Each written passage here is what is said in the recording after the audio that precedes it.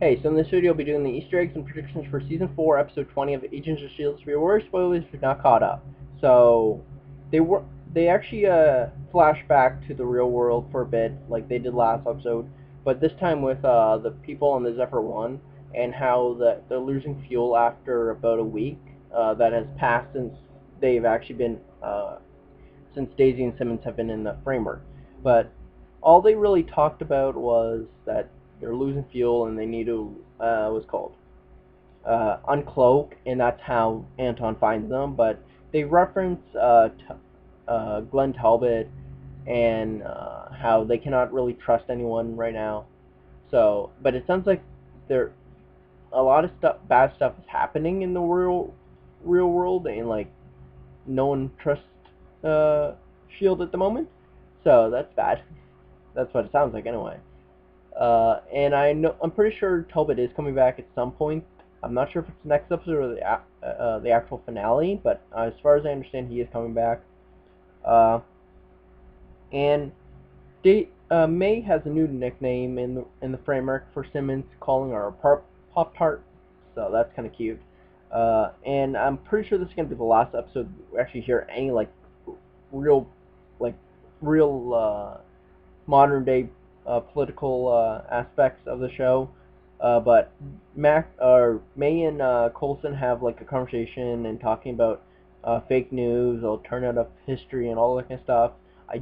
I don't know if they're gonna keep on doing that in the real world. So they've done it. They've done slight comments before. So and Trip has a compares the Shield team that Daisy and Simmons has to the Bad News Bears, which is a movie about a baseball team of misfits. So yeah, and I do like the mentality that Coulson does have in this framework as well. Like even though he doesn't know the full extent of his his job and relationships to the real world, he does have that he likes working in the shadows, like he does like in the real world.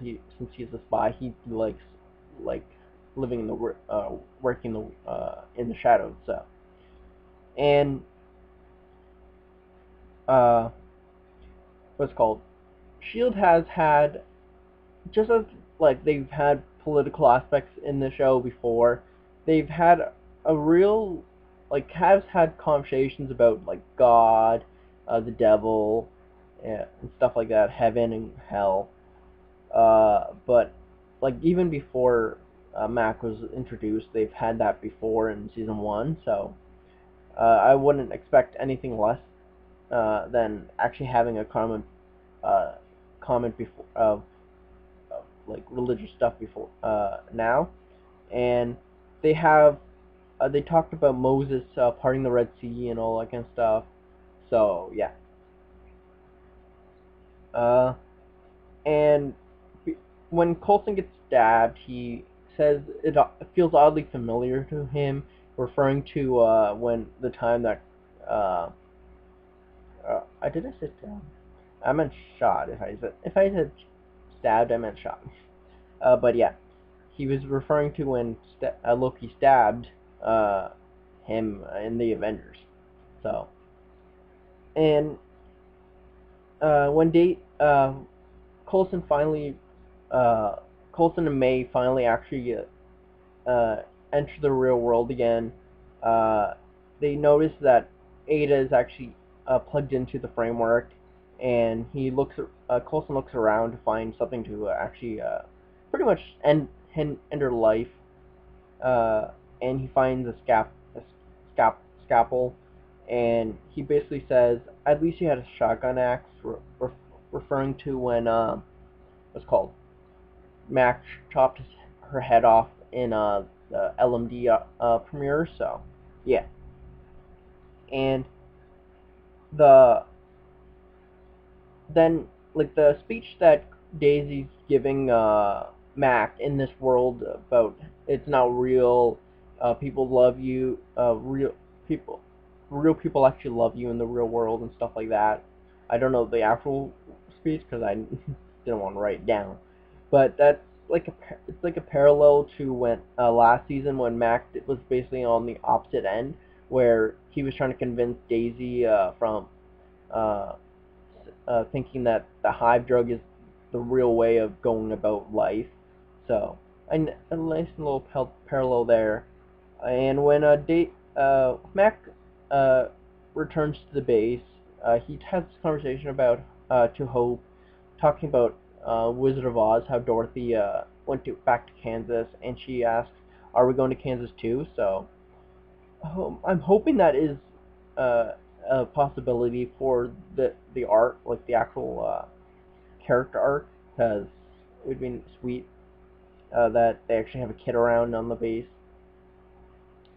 And I just want that because Daisy and because since Daisy's like a kid at heart, it's so sweet to see that like pairing more often, like having Daisy and a kid together. So yeah, but um, they actually I didn't think of this before. I don't know why, but Daisy, when saying goodbye to Trip, she's talking about saying that that the world needs a new patriot, and maybe he should take up the mantle, and uh, it's possible that they were like actually referring to the actual comics, to because as far as I understand, there's been two African American patriots after Jeffrey Mace.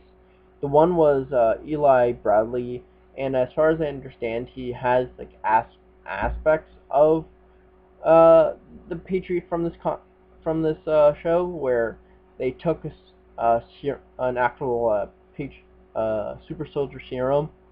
So they took that aspect there, but apparently Eli Bradley was a legacy character, where in the comics there was a African American was called Captain America. I don't know what his name is because I never would have looked it up, but uh, he, Eli was actually the grandson of the black African American uh, Captain America.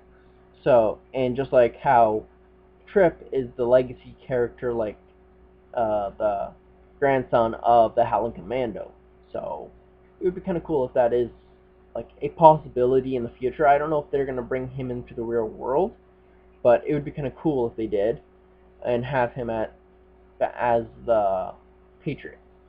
Or they could go to another parallel universe, alternate universe, or whatever you want to call it, and actually have Trip as the Patriot in that world. Uh, but they also could be referring to the new storyline of the Secret Empire, where Captain America is actually the Hydra agent at the moment, where they have this has like parallels to that, but as far as I understand, but his name is Ray Rajon Lucas. I don't know if that's how to pronounce his name, but yeah. Uh, and for predictions, I'm still holding out hope for Hope to come back to the real world. But if you remember a couple episodes back when Daisy and Radcliffe are having a conversation about how people's lives can change with a person, a decision, or like a sentence, and he goes on to say that uh, I love I love you, or we're having a baby, or she's gone. So I'm just taking that as a bit of hint or foreshadowing, just for fun. And a lot of people are pissed off at what I did that on Instagram. So, but what I did was I said I love you would probably refer to Coulson and May, since they are trying to do that trying to have that relationship that they've been building up for the past 4 years. And actually having one of them actually say "I love you" would actually change their lives forever. So, and then we're having a baby. Since I want Daisy or I want Hope back in the real world. I don't care if it's dangerous because it's Darkhold and all that kind of stuff. I still want Hope to be in the real world for some way.